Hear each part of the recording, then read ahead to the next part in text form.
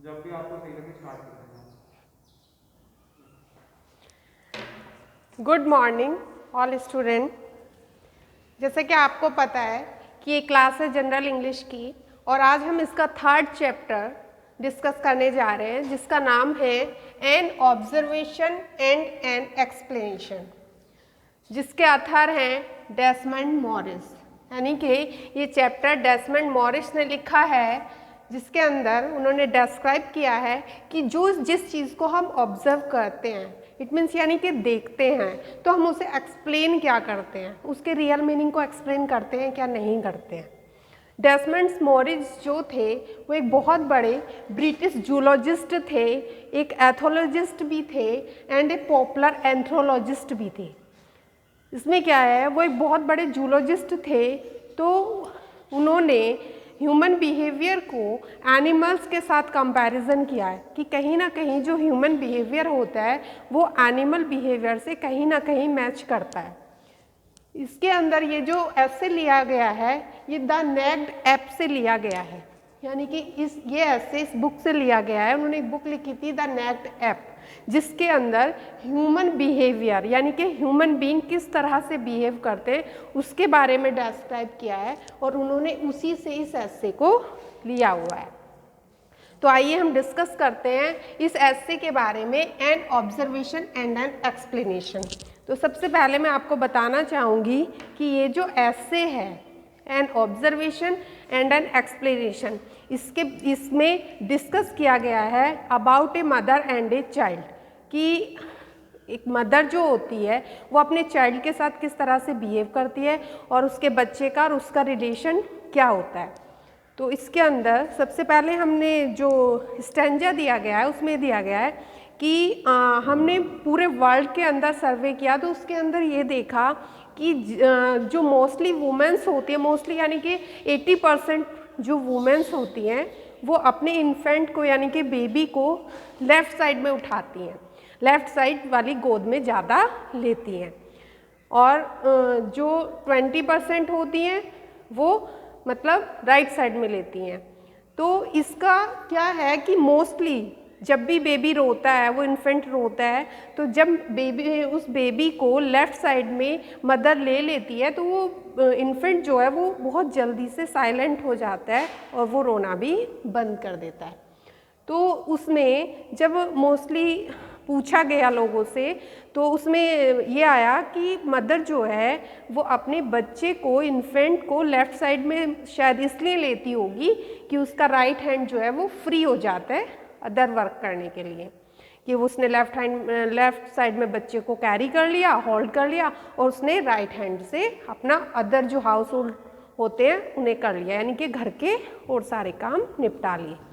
लेकिन देखिए एक अमेरिकन सर्वे हुआ तो उसमें रिज़ल्ट क्या आया, उसमें रिज़ल्ट ये निकल के आया कि रीज़न कुछ और है। यानी कि लेफ़्ट साइड में हमने जो देखा कि लेफ़्ट साइड में मदर अपने बच्चे को लेती है और बच्चा एकदम से साइलेंट हो जाता है, उसका रीज़न ये नहीं है कि वो लेफ़्ट साइड में लेके रखती है, ऐसा कुछ होता है, बट उसका इनफैक्ट जो रीज़न वो निकल के ये आया कि एक तो जो मदर का हार्ट होता है वो लेफ़्ट साइड में होता है। तो इसमें जो डिस्क्रिप्शन दिया गया वो ऐसे के अंदर ये दिया गया कि जो मदर का हार्ट होता है वो लेफ़्ट साइड में होता है, तो जैसे ही वो अपने इन्फेंट को यानी कि बेबी को होल्ड करती है लेफ़्ट साइड से और लगा कर रखती है तो वो बच्चा जो है जल्दी से चुप हो जाता है।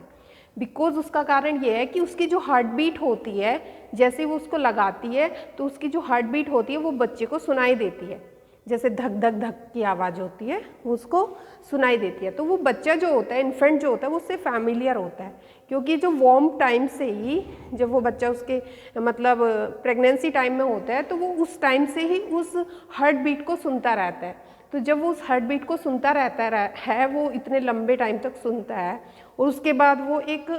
अननोन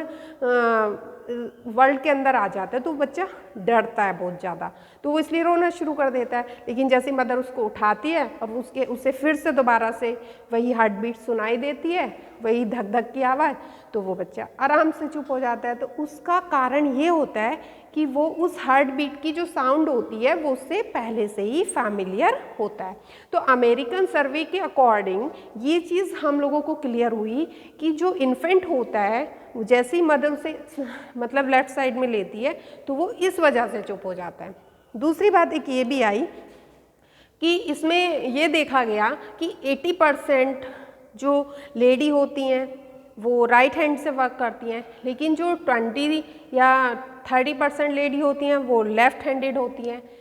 तो ऐसा भी होता है कि कुछ लेडी जो है वो राइट साइड में बच्चे को लेती हैं, लेकिन ज़्यादातर देखने में यही देखा गया कि जो लेफ़्ट हैंडेड लेडी होती हैं, जो लेफ़्ट हैंड से वर्क करती हैं, वो भी अपने बच्चे को लेफ़्ट हैंड में ही लेती हैं। तो उसका जो मेन रीज़न था वो यही निकल के आया है कि वो बच्चा जो है लेफ़्ट साइड से इसलिए जल्दी चुप हो जाता है क्योंकि वो हार्ट बीट की साउंड से फैमिलियर होता है, पहले से ही सुनता है। दूसरी बात एक ये भी देखी गई सर्वे के अकॉर्डिंग कि अगर मदर जो है अपने बच्चे को लेफ़्ट साइड में लेकर ज़्यादा टाइम तक रखती है तो वो बच्चा ज़्यादा टाइम तक सोता रहता है, ज़्यादा टाइम तक अपने आप को वो सिक्योर फील करता है।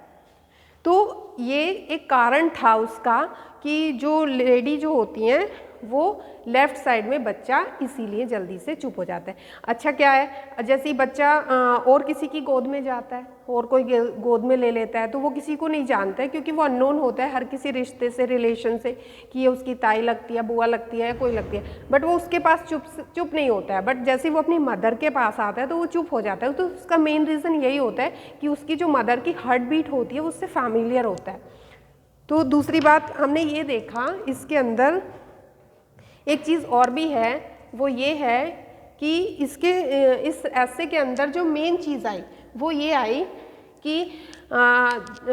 ज़्यादातर मदर जो हैं वो बच्चे को, जैसे बच्चा बहुत ज़्यादा परेशान होता है, रो रहा होता है क्योंकि वो एक नए वर्ड के अंदर आता है तो वो परेशान होता है, तो वो उसे क्या करती है, रॉकली मोशन करती है। रॉकली मोशन यानी कि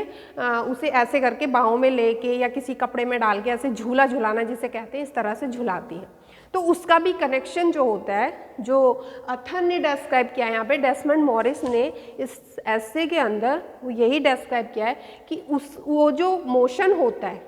उसका भी कनेक्शन कहीं ना कहीं हार्ट बीट से जुड़ा होता है, क्योंकि उसके अंदर से जो हिलाने से उसके हार्ट के अंदर से ऐसे करके जो फीलिंग्स निकलती हैं वो कहीं ना कहीं उसके हार्ट तक पहुंचती हैं। तो उसे ऐसा लगता है कि वो कहीं ना कहीं अभी भी अपनी मदर के वॉर्म के अंदर है, यानी कि अभी भी वो अपनी मदर के गर्भ के अंदर है। तो फिर वो अपने आप को सिक्योर फील करने लगता है और फिर वो आसानी से चुप हो जाता है। दूसरी बात, एक बात जो मेन बात डेसमंड मॉरिस ने इस लेसन के अंदर कही मदर के और बच्चे के जो कनेक्शन है उसके बारे में, वो ये कही है कि उन्होंने ये कहा कि हार्टेडली फीलिंग जो होती है वो ज़्यादा स्ट्रॉन्ग होती है मेंटली फीलिंग से। यानी कि मेंटली फीलिंग यानी कि मान लो अगर आप कोई बच्चा आपके पास आता है, आप उसे डांट दो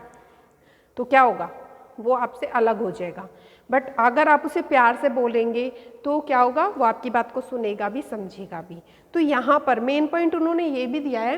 कि हमारी मेंटली फीलिंग से ज़्यादा, मेंटली पावर से ज़्यादा हार्टली जो फीलिंग्स होती हैं वो ज़्यादा पावरफुल होती हैं किसी को समझाने में, किसी को अपनी बात कहलवाने में या उसे अपना बनाने में। तो इसी तरह से अगर हम बच्चे को, उस इन्फेंट को भी अगर हम अपने हार्ट से लगा कर रखते हैं, अपने लेफ़्ट साइड के हार्ट से लगा कर रखते हैं, तो वो हमारी बात को समझता है, वो इसलिए जल्दी से चुप हो जाता है। अच्छा, दूसरे आगे जो डेसमंड मॉरिस ने आगे डिस्क्राइब किया है, उन्होंने ये भी किया है कि इसके अंदर उन्होंने सबसे बड़ी बात क्या देखी है, उन्होंने एग्जाम्पल भी दिया और ये भी कहा कि ये जो कंटिन्यू चलता रहता है, ये जो प्रोसीजर है वो कंटिन्यू चलता है, होल लाइफ चलता है। बच्चे का जो प्रोसेस, यानी कि बच्चा यंग हो जाता है, यंग से काफ़ी बड़ा हो जाता है, उसके बाद भी ये प्रोसीजर चलता रहता है। बिकॉज क्यों चलता रहता है, आपने कभी भी देखा होगा कि जब आप बहुत ज़्यादा किसी प्रॉब्लम में होते हैं, बहुत ज़्यादा परेशान होते हैं, बहुत ज़्यादा डिस्टर्ब होते हैं, तो आपको इनसिक्योरिटी फील होती है। तो लास्ट मोमेंट तक उन्होंने ये कहा है कि लास्ट मोमेंट तक ये सारी चीज़ें चलती हैं। कैसे चलती हैं? क्योंकि जब बच्चा अपने आप को इनसिक्योर फील करता है, चाहे वो कितना भी बड़ा हो जाए, तो किसी भी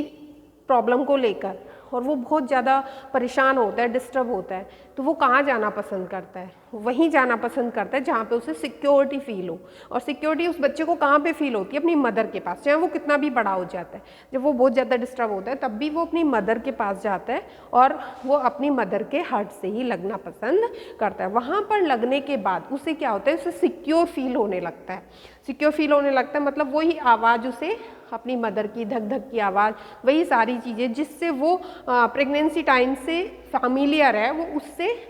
उसे जानता है, पहचानता है, यानी कि वो उसके बारे में बहुत अच्छी तरह जानता है। और उसे फिर वही ऐसा लगने लगता है कि इस संसार से वो उस सिक्योरिटी के दायरे के अंदर आ गया, यानी कि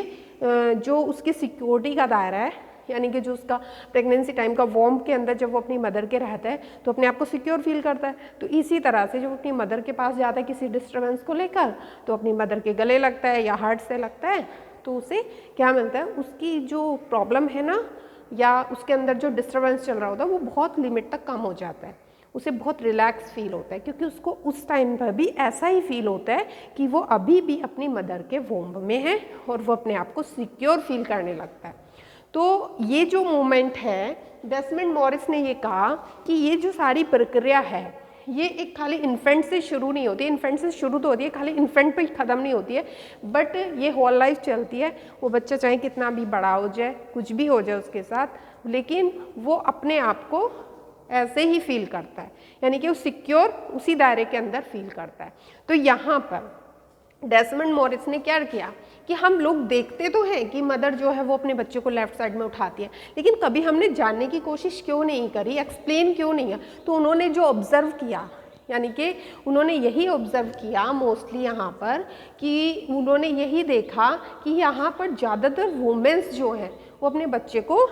लेफ़्ट साइड में लेती हैं, और जब से बच्चा उनके हार्ट से लगता है तो वो एकदम साइलेंट हो जाता है। जब उन्होंने ये ऑब्ज़र्व किया तो उन्होंने इसे एक्सप्लेन करने की कोशिश की। तो यहाँ पर इस चैप्टर के अंदर उन्होंने ह्यूमन बिहेवियर को एक्सप्लेन किया है। तो आई होप कि आपको ये क्लियर हो गया होगा। और इस वीडियो के साथ साथ मैं आपको ये बात भी बोलना चाहूँगी कि आप अपना कहीं से भी अपनी बुक अरेंज करिए और नोट्स अरेंज करिए, जो इसका ओरिजिनल टेक्स्ट है, यानी कि आपके एसेस का, उसको ज़रूर पढ़िएगा, क्योंकि ये सिर्फ एक गाइडलाइन है आपके लिए, लेकिन ओरिजिनलिटी या जो भी सारी चीज़ें हैं इसके अकॉर्डिंग, यानी कि डिटेल से जब उसकी लाइन बाय लाइन आप पढ़ेंगे तब आपको उसकी सारी चीज़ें बिल्कुल से क्लियर हो जाएंगी।